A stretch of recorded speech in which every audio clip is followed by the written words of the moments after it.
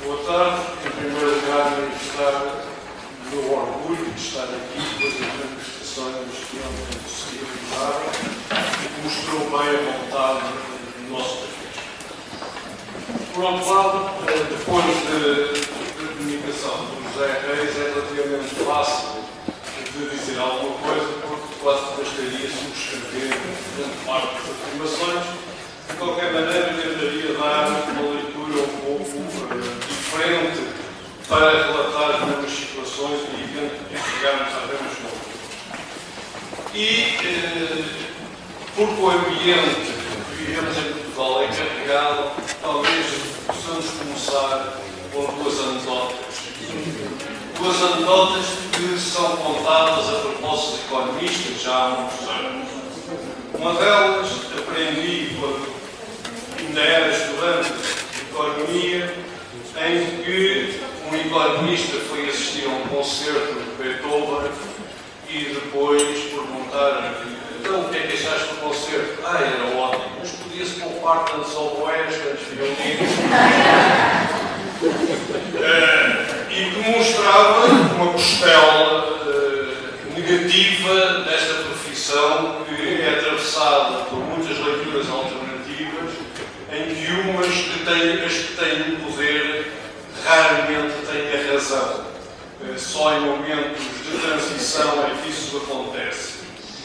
A outra anedota aprendi em África, quando estive a dar algumas aulas em Moçambique, e de uma África que tem sido torturada há décadas por aquilo que nós hoje vivemos na Europa, que são os problemas da austeridade do Fundo Monetário Internacional. E, na altura, a anedota que se contava era de um hipopótamo que caiu num buraco. E então chamaram um engenheiro, um arquiteto e um economista. O engenheiro montou um sistema de roldanas de alavancas que conseguia tirar o hipopótamo do buraco. O arquiteto imaginou um caminho inclinado, uma ponte para conseguir também tirar. O economista chegou lá e disse: bom, vamos fazer de conta que o hipopótamo não caiu. E, portanto, esta é uma realidade que infelizmente existe e que às vezes quase que envergonha ser economista, mas de facto o problema não está na economia, ciência, nem nos economistas, está no grupo de economistas com determinado tipo de caminho.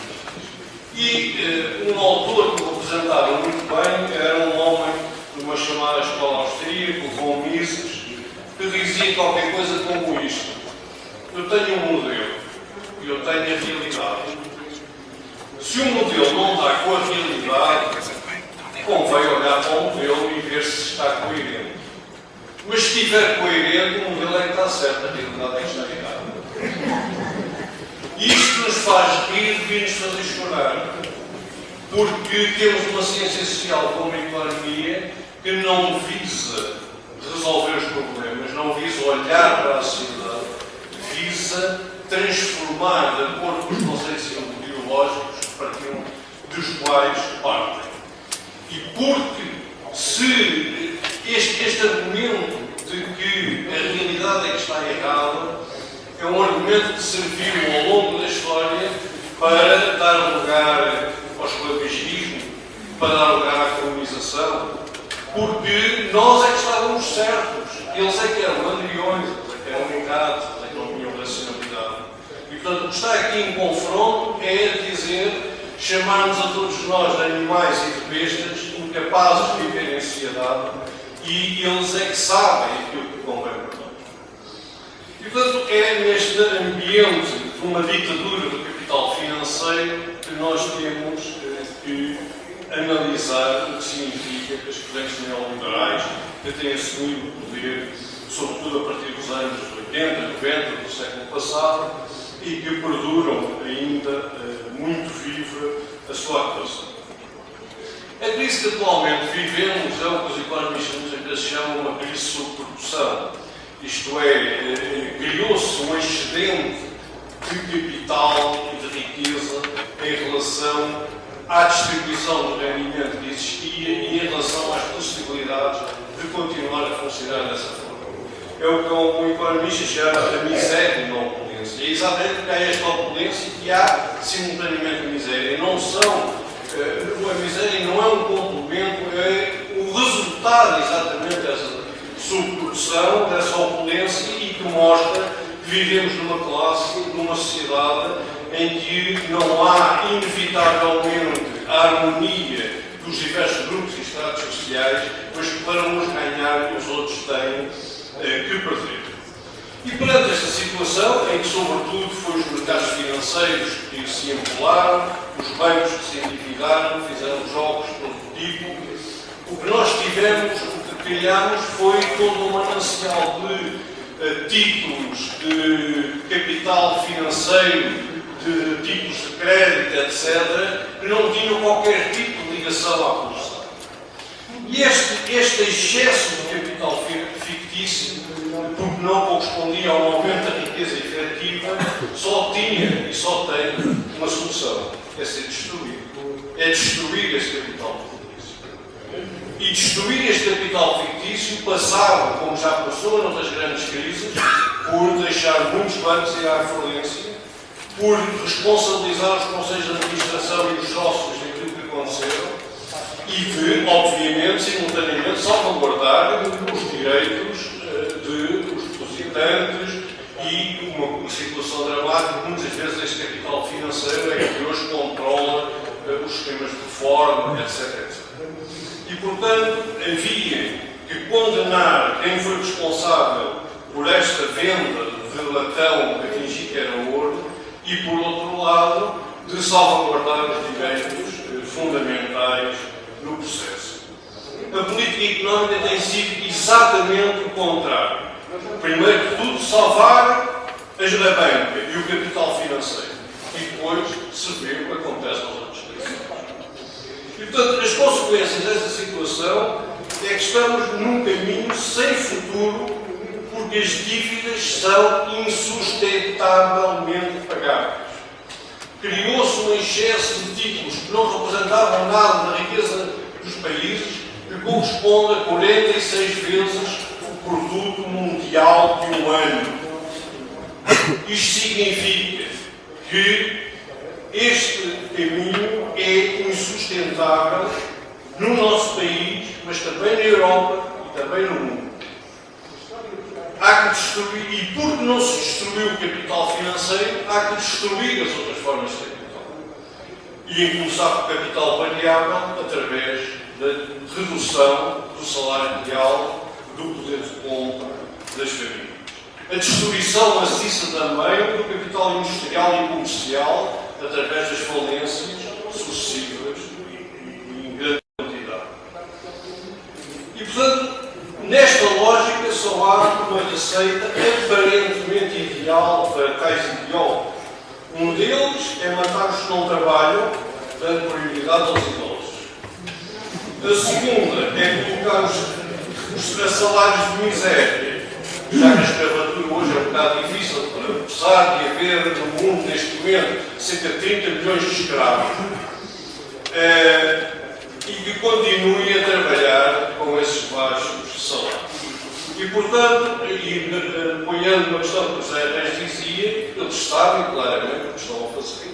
Isto é, um plano pormenorizado que começou por ser utilizado na América Latina, em África, na Ásia, e que hoje a ânsia e a ganância do capital tem que exigir outras formas de rentabilização para compensar a sua não distribuição desse capital fictício. E neste processo quebraram-se algumas regras fundamentais. Quando nós dizemos que é impagável, nomeadamente no caso português, não estamos, digamos, a inventar. Para que uma dívida externa seja possível de ser paga, é preciso que a taxa de crescimento das exportações seja superior à taxa constante de crescimento do crédito e à taxa de juros. E o que acontece é exatamente o inverso deste tipo de relação e de situação. Para que se pague a dívida a longo prazo, porque a curto prazo nem pensar, é preciso preciso que a taxa de crescimento do produto nacional seja maior que a taxa de crescimento dos encargos da dívida. O que nós temos assistido é o andamento no sentido exatamente contrário. E, portanto, vivemos numa situação, do ponto de vista económico, dramática, a nível mundial e, muito particularmente, na Europa e em Portugal, por causa da intervenção da Troika, e caminhamos assustadoramente para uma efetiva ausência de democracia. Em primeiro lugar, é bom não esquecer, se fala muito de democracia, mas o Fundo Monetário Internacional e o Banco Mundial são instituições à margem das regras democráticas.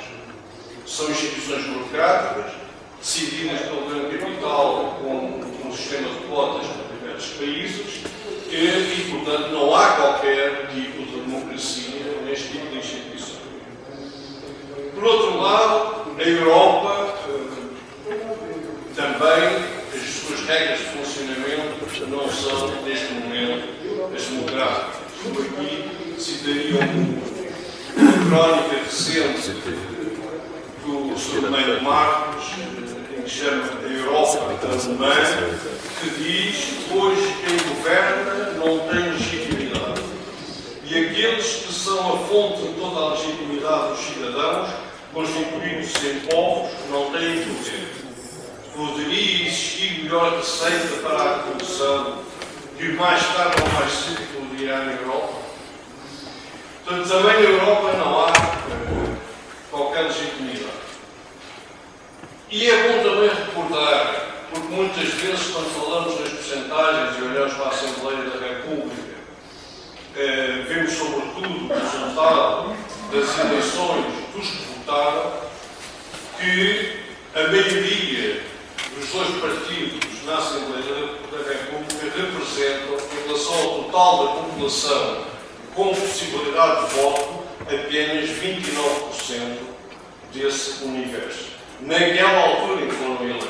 Hoje, então, obviamente que seria muito menor, embora seja de espantar sempre as percentagens que as previsões mandam cá para fora, porque eu saiba, não há 20% da população que seja banqueira e, portanto, custa a perceber como é que pode eventualmente ainda haver quem acredite neste tipo de lógica.